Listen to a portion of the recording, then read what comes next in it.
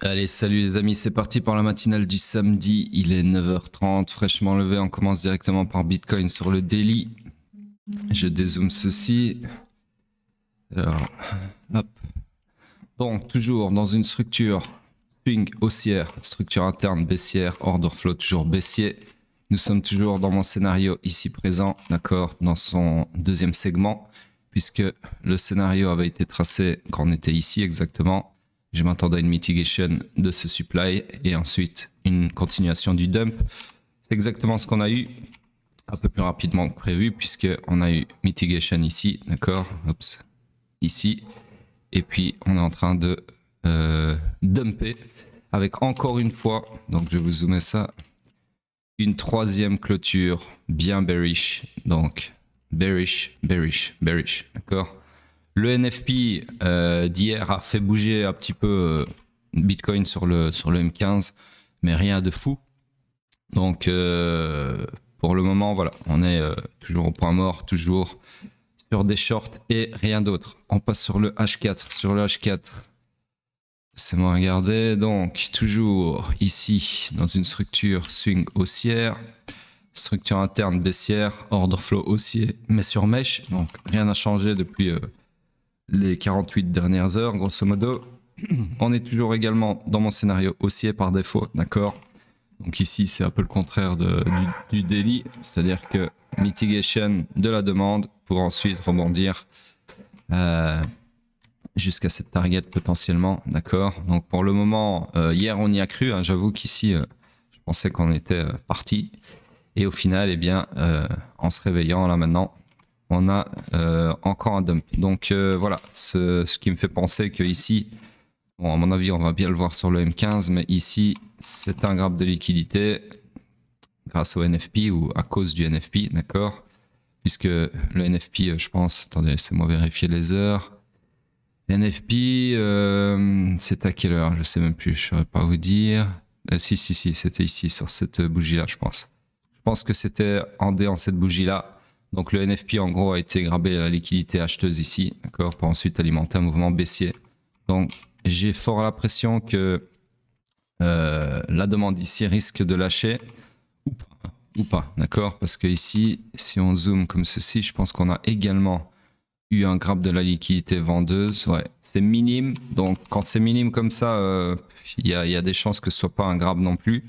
Mais en tout cas, on a le mérite d'avoir clôturé sur une bougie marteau, comme ceci. Oups, comme ceci, d'accord. Donc voilà, en termes de liquidité, on va dire que ceci s'annule puisqu'on a récupéré la liquidité de part et d'autre. Du coup, ce qui prime, c'est dans tous les cas la structure, l'aspect structurel.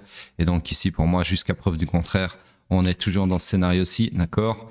En tout cas, tant que la demande ici ne lâche pas, il n'y a aucune raison de devenir baissier. Et de toute façon, l'order flow est toujours haussier, d'accord. Même si cette demande lâche ici, le point de choc futur, donc le point de retournement de l'order flow baissier, il est, c'est bon, regardez que je dise pas de bêtises, ouais, il est ici sur l'inside bar, donc la bougie blanche.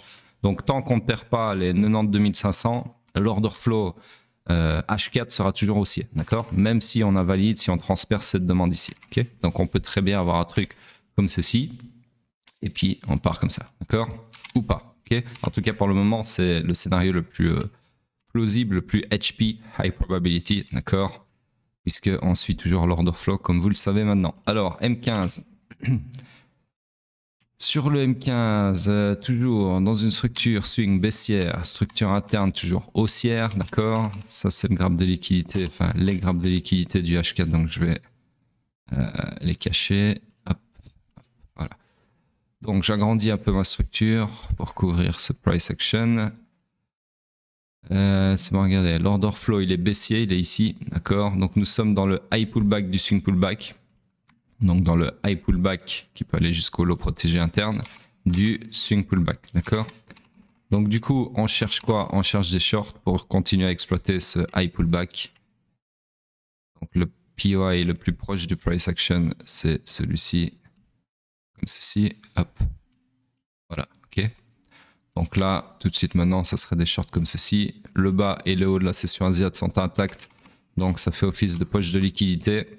Donc ce qui serait pas mal, quand je vois ça comme ça, c'est que on est par exemple, un short comme ceci qui va grabber le bas de la session asiatique d'aujourd'hui et d'hier.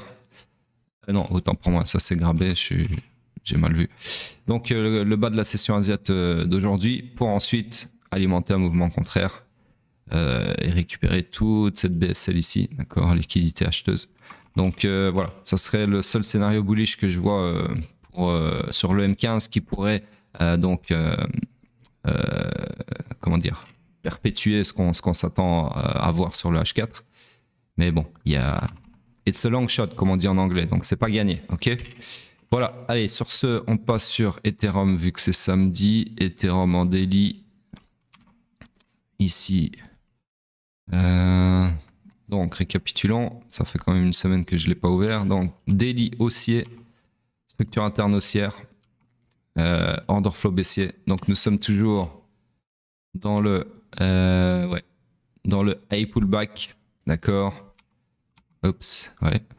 Du swing run final. Donc on cherche toujours des shorts, on est toujours sur mon scénario baissier ici, sauf qu'on n'a toujours pas eu de mitigation dans le supply ici, d'accord. Donc voilà, pour le moment, baissier, toujours baissier, rien de plus à dire que la semaine passée quand j'ai tracé le scénario, ok. Sur ce,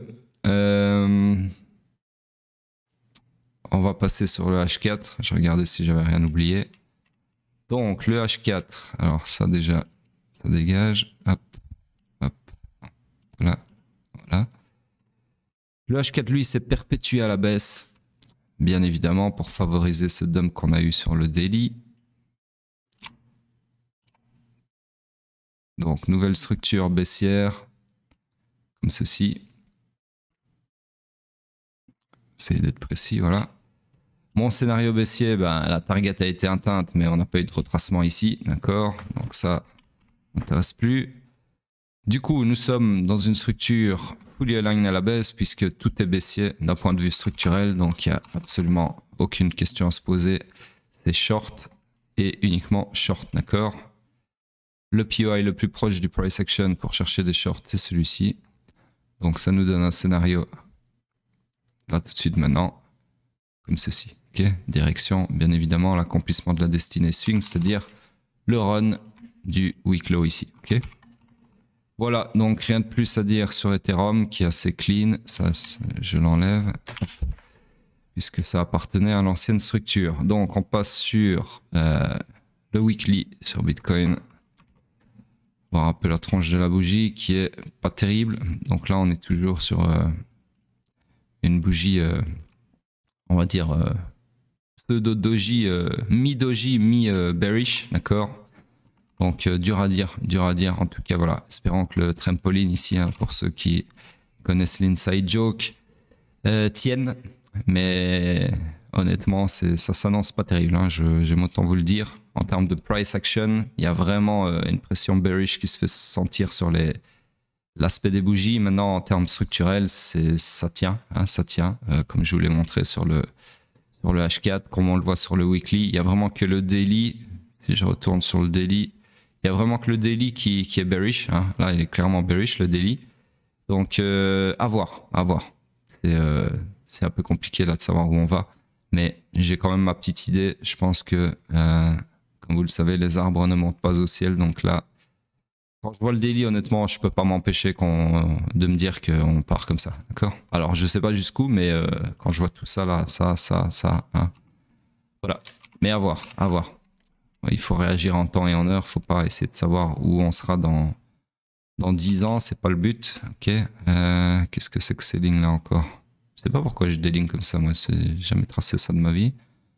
Écoutez, je vais les enlever. Oups.